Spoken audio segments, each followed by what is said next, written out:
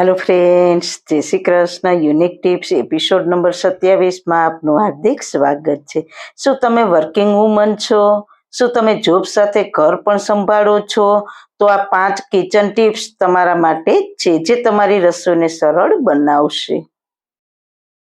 Tips number 1, ઉતાવળમાં તમે ઓછા સમયમાં સેન્ડવિચ બનાવી શકો છો, તેમજ ફ્રેન્ચ ટોસ્ટ બનાવીને નાસ્તામાં લઈ જઈ શકાય છે.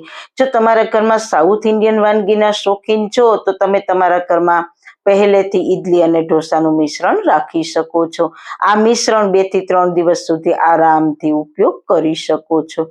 સવારનો નાસ્તો બનાવવો હોય કે પછી તમારે બપોરના ટિફિનમાં લઈ જવાનું હોય તો ઈડલી સરસ ઓપ્શન છે, જે સરળતાથી બની પણ જાય છે. બનાવતી વખતે તમે બીજા કામ પણ કરી શકો છો. આથી તમે ઈડલીનું ખીરું ઘરે પણ બનાવી શકો છો અને અત્યારે બજારમાં પણ સરળતાથી મળી રહે છે. પણ આ 2 મિનિટનું કામ તમે ઘરે જ સહેલાઈથી કરી શકો છો. ટિપ્સ નંબર 2, તમારા મનપસંદ કઠોળ પણ તમે ઘરમાં રાખી શકો છો. તમે કઠોળમાં મગ ચણાને અંકુરિત કરી લો અને ફ્રીજમાં સ્ટોર પણ કરી શકો છો. જ્યારે પણ તમે ઉતાવળમાં હોવ અને તમારી પાસે સમય ઓછો હોય લાગે તો તમે ફણગાવેલા કઠોળનો હેલ્ધી નાસ્તો બનાવી શકો છો. શાક બનાવવું સરળ થઈ જશે. સવારે તમારે ઓફિસ જવાનું હોય તો રાત્રે શાકભાજી સુધારી લો અને ફ્રીજમાં મૂકી દો. સવારે શાકભાજી કાપવાનો સમય બચી જશે. આમ શાક બનાવવાનો સમય બગડશે નહીં. તેમજ ધાણા ભાજી અને ફુદીના પણ એરટાઇટ ડબ્બામાં મૂકીને સ્ટોર કરી શકો છો.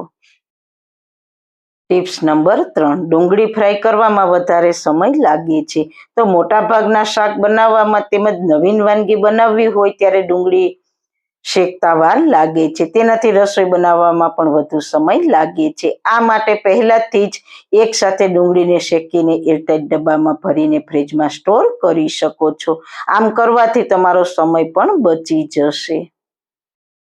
ટિપ્સ નંબર 4, રોટલી બનાવવાનું દરેક મહિલાને બહુ જ અઘરું લાગે છે, પરંતુ હવે તમને રોટલી બનાવવી લાગશે ચપટી વગાડવાનું કામ. લોટ બાંધવો મોટાભાગની સ્ત્રીઓને ખૂબ જ કંટાળાજનક લાગે છે. તો સવારે ઉઠતા તરત જ લોટ બાંધીને રાખી દો, એટલે સરસ લોટ મુલાયમ બનશે અને રોટલી પણ સરળતાથી બની જશે અને ટિફિનમાં રોટલી મુલાયમ રહેશે. ટિપ્સ નંબર 5, તમે અગાઉથી તમારા ઘરમાં ચટણી બનાવીને ફ્રીજમાં સ્ટોર કરી શકો છો. જ્યારે પણ તમને શાક બનાવવાનો સમય ન હોય ત્યારે તમે ચટણી અથવા તો અથાણું રોટલી સાથે ખાઈ શકો છો, જે તમારું કામ ખૂબ સરળ કરી શકે છે. તમે બાળકોના ટિફિનમાં તેમજ તમે વર્કિંગ વુમન છો તો ઓફિસે પણ પરાઠા અને ચટણી લઈ જઈ શકો છો. બાળકોના ટિફિનમાં પણ ક્યારેક સ્ટફ પરાઠા અથાણા કે ચટણી સાથે આપવાથી તેમને માટે પણ ટેસ્ટમાં ચેન્જ થઈ શકે છે. તો મિત્રો, આ કિચન ઉપયોગી ટિપ્સ તમને કેવી લાગી? જો સારી લાગી હોય તો તમારા ફ્રેન્ડ્સ ફેમિલીમાં શેર કરજો ને મારી ચેનલને સબસ્ક્રાઈબ કરજો. ફરી મળીશું એક નવા જ એપિસોડ સાથે. ત્યાં સુધી બધાને મારા જય શ્રી કૃષ્ણ. વાળના તમામ પ્રકારના પ્રોબ્લેમ સોલ્વ કરતું આયુર્વેદિક તેલ, જે અમે લોકો ઘરે જાતે તૈયાર કરીએ છીએ, કોઈ કેમિકલ્સના ઉપયોગ વગર, બિલકુલ નેચરલ છે. ઘણી આયુર્વેદિક જડીબુટી ભેગી કરી આ આયુર્વેદિક તેલ તૈયાર કરવામાં આવે છે.